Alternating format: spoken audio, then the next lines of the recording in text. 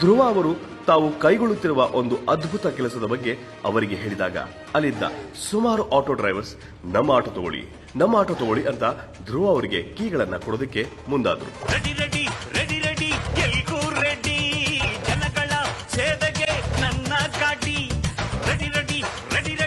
ಅವರಿಂದ ಒಂದು ಆಟೋ ಪಡೆದು ಆಟೋ ಓಡಿಸೋದಕ್ಕೆ ಶುರು ಮಾಡಿಬಿಟ್ರು ನಮ್ಮ ಧ್ರುವ ಸರ್ಜಾ.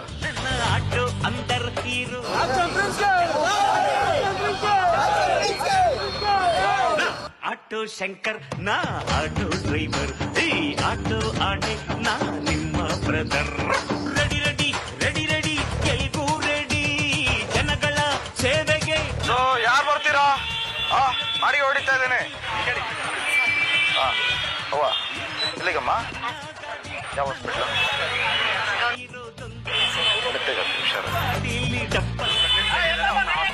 ಸೊ ಫೈನಲಿ ಇಷ್ಟೊತ್ತವರೆಗೂ ಕಾದಿದ್ದಕ್ಕೆ ಒಬ್ರು ಪ್ರೆಗ್ನೆಂಟ್ ಲೇಡಿನೇ ಸಿಕ್ಕಿದ್ರು.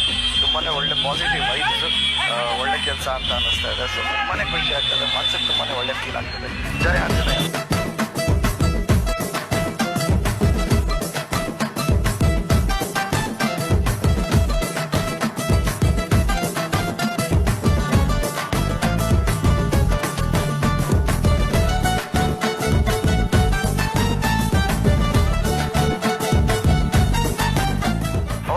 ಎಷ್ಟೇ ಕಷ್ಟದಲ್ಲಿದ್ರು ಆಟೋದವರು ಪ್ರೆಗ್ನೆಂಟ್ ಹುಡುಗಿ ಹೆಣ್ಮಕ್ಳ ಹತ್ರ ನಾವು ಕಾಸು ಇಸ್ಕೊಳ್ಳಲ್ಲ.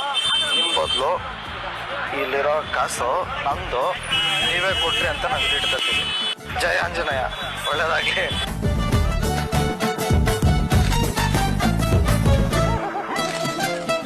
ಸೊ ತುಂಬ ಸರಿ ಆಟೋ ಓಡಿಸಿದ್ದೀನಿ ಅಂತಲ್ಲ, ಒಂದೆರಡು ಸರಿ ಓಡಿಸಿದ್ದೆ.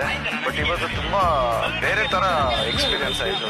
ಒಂದು ಪ್ರೆಗ್ನೆಂಟ್ ಲೇಡಿನ ಕೂರಿಸ್ಕೊಂಡು ಆಟೋದಲ್ಲಿ ಆಟೋ ಓಡಿಸೋದು ಎಷ್ಟು ಜವಾಬ್ದಾರಿ ಇರುತ್ತೆ ಅನ್ನೋದು ಪ್ರತಿಯೊಬ್ಬರು ಆಟೋ ಚಾಲಕರದ್ದು ಎಲ್ಲರದ್ದು ಮನಸ್ಥಿತಿ ಹೇಗಿರುತ್ತೆ ಅನ್ನೋದು ಹಾಕೊಂಡಾದ್ಮೇಲೆ ಗೊತ್ತಾಯ್ತು.